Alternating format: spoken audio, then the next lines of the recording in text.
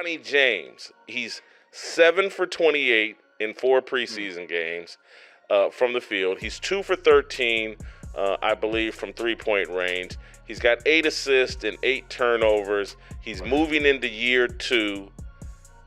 This guy is not an NBA player. And there's obviously still room for growth in certain areas, but he's a pro. That's the biggest thing. He scored 132 in a win and then gave up 132 in a... Something changed in Los Angeles this weekend. No big announcement, no fanfare, just a decisive move that sent shockwaves through the basketball world. Less than 24 hours after Luka Dončić limped off the court with a leg injury, the Lakers made their call. Bronny James was being recalled from the G League. Maybe put him in a tough spot, flying up yesterday and, nationally televised game and Philly, all that stuff.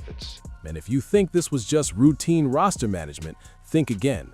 This wasn't about headlines. This wasn't about his last name.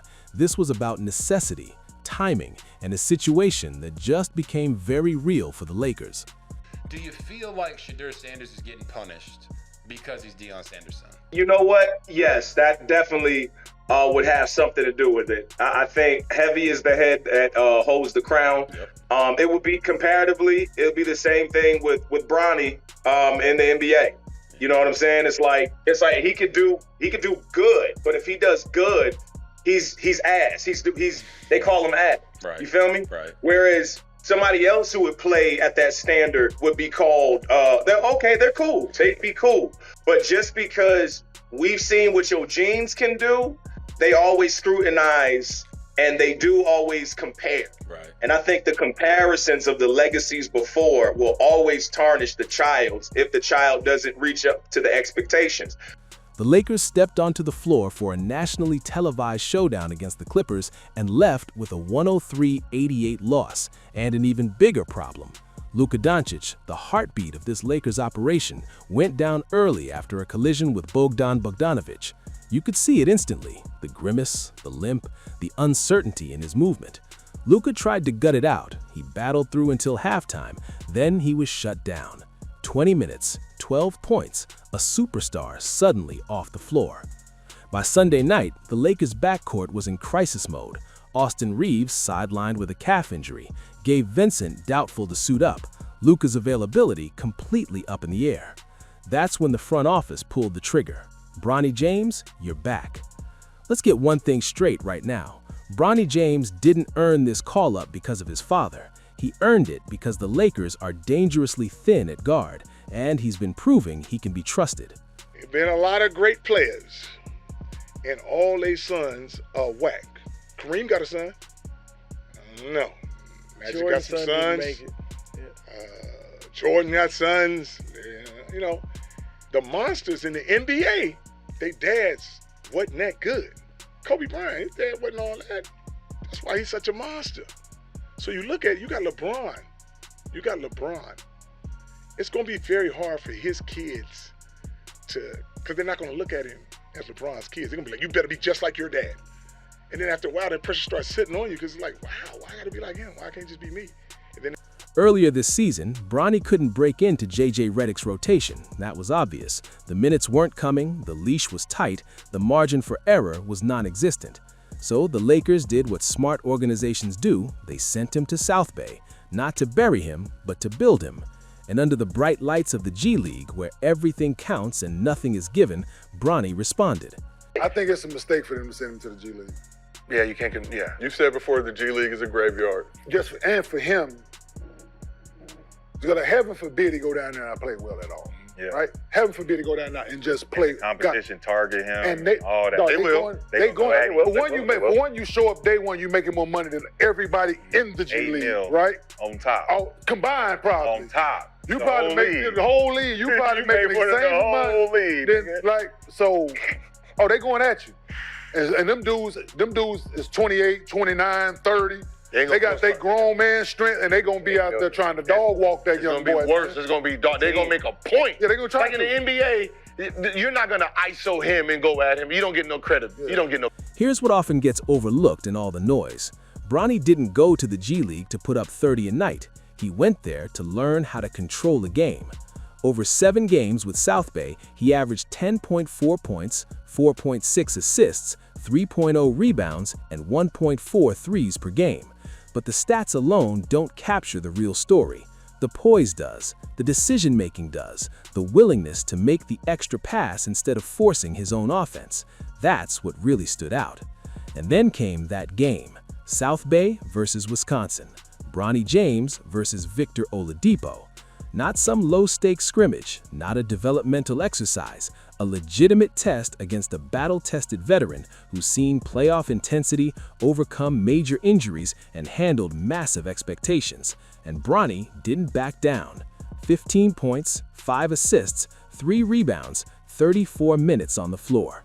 But more than the numbers, it was how he played. He stayed under control. He didn't force anything.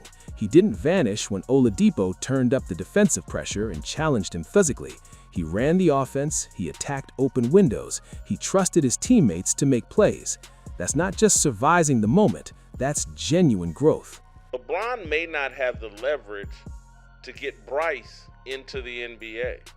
And because I do think that was his plan. He may not have the leverage to keep Bronny in the NBA, and I know Bronny's got this contract, and if he sticks with the Lakers, maybe it's inevitable, but if LeBron ever has to really force his way out, that may be the end of Bronny's career. When the Lakers recalled Bronny, they didn't make a spectacle of it, but inside the organization, this was significant, because for the first time, Bronny James isn't just a developmental piece for the future, he's active depth in an NBA rotation with real consequences. And the timing couldn't be more critical. The Lakers are 19-8. They're navigating a brutal stretch of injuries, and now their backcourt is paper thin. This is where development collides with necessity. This isn't about Bronny becoming a starter. This isn't about creating highlight plays. This is about giving quality minutes off the bench, staying solid on defense, protecting the basketball, and making the smart play when it matters. And for the first time, the Lakers genuinely need him to deliver those things. JJ Redick now faces a real decision. Does he trust the young guard who's been grinding in the G League, learning through real mistakes and real competition? Or does he overwork his veterans and risk wearing them down before the stretch run? Bronny's availability gives him flexibility, and in December, flexibility is everything. What stands out most about Bronny's G League stint isn't the scoring, it's the composure. This is a player who's been under a spotlight since high school, every play analyzed, every mistake blown up, every accomplishment questioned. And yet, when he stepped into real competition, he didn't try to prove anything. He just played basketball. That's what caught the Lakers' attention. Let's talk about the obvious. Yes, Bronny is LeBron James' son. Yes, everything he does will be viewed through that filter. But this promotion didn't come with press releases. It didn't come with marketing campaigns. It came quietly because the Lakers need bodies. And if Bronny can give them even solid, reliable minutes, that's valuable, not because of legacy, but because of need. This recall doesn't guarantee court time. What it guarantees is scrutiny. Every rotation will be analyzed. Every mistake will be magnified. Every smart decision will quietly build trust within the organization. This is the crucible where players either fade back to the development league or carve out an NBA role. And Bronny now has his opportunity to prove that his time in the G League wasn't just about handling pressure, it was about preparing for exactly this. The Lakers didn't shelter Bronny. They sent him where the pressure is real and the competition is relentless. And when the roster thinned out, when injury struck and stability became essential, they brought him back. That's not a favor, that's confidence. Confidence that he can defend multiple positions. Confidence that he can facilitate. Confidence that he won't crumble when the game accelerates. And in the NBA, confidence is earned on the court, not handed down through bloodlines. This isn't a celebration, this isn't a feel-good story. This is the beginning of far more demanding, because now Bronny James won't be evaluated as a prospect with potential. He'll be evaluated as an NBA player. And in Los Angeles, with injuries stacking up and expectations crushing down from every angle, every minute he plays will count. The spotlight is back on. The margin for error is razor thin. And for the first time in his career, Bronny James isn't preparing for the future. The future just arrived at his door.